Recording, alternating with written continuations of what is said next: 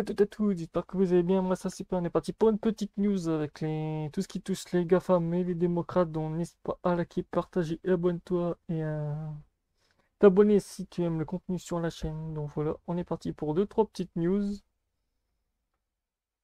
Le groupe Meta admet dans une lettre adressée à Jim Jordan, président de la commission judiciaire de la Chambre des représentants des États-Unis, avoir violé le premier amendement. Et oui, aux USA, quand vous violez les premiers amendements, deuxième ou troisième, bah, vous pouvez prendre tarif.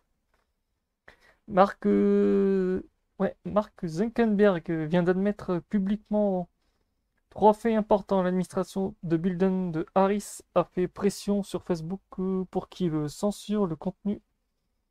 Je ne dirai pas le nom du truc pour voilà. Facebook a censuré des Américains. Après, Facebook a censuré l'historique de l'ordinateur portable de Hunter Biden suite à des pressions du FBI. Ah, ça, c'est encore bravo.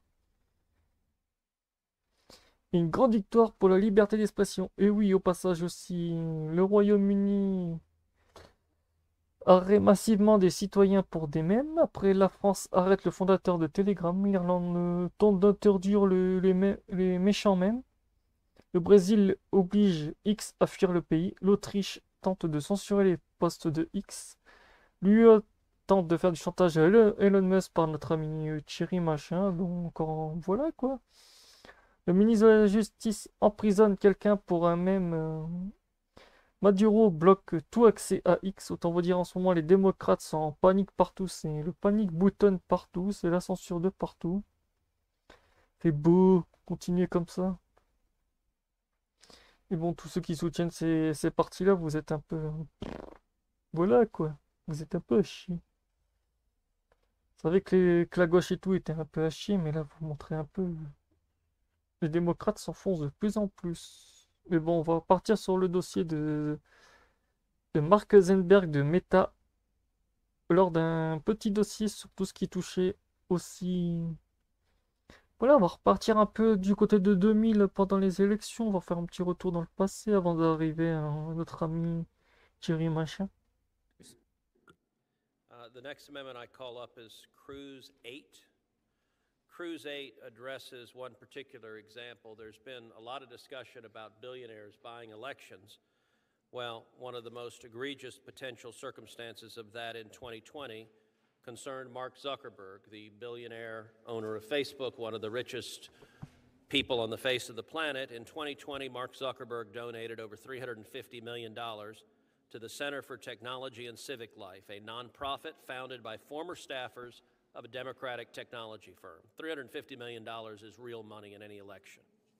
Zuckerberg's money was used to fund election administration across the country, including staff, ballot scanning machines, equipment to process mail ballots, drive-through voting locations, drop boxes, and more. Strikingly, it appears that the money was spent in a massively partisan manner to drive up Democratic turnout, that this was $350 million spent specifically to increase Democratic turnout. According to Capital Research Center, quote, across the board, CTCL's grants favored the biggest, most vote-rich Democratic counties, which helped turn out the most left-leaning voters in U.S. history. Texas provides a particularly egregious example of partisan funding. Again, according to the Capital Research Center, CTCL funded 8 of the 10 most populous counties in Texas.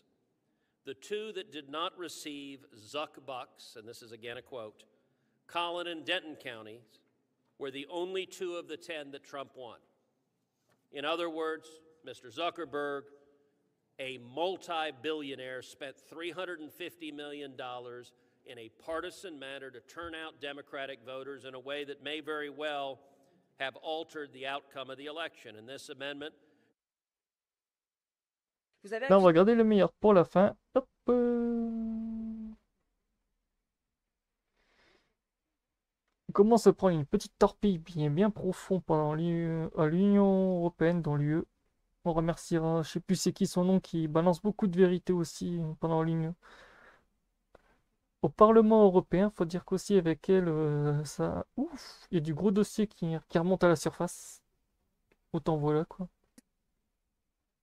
Vous avez accusé X, ancien Twitter, d'en faire trop peu contre la diffusion de contenus illégaux et contre la désinformation.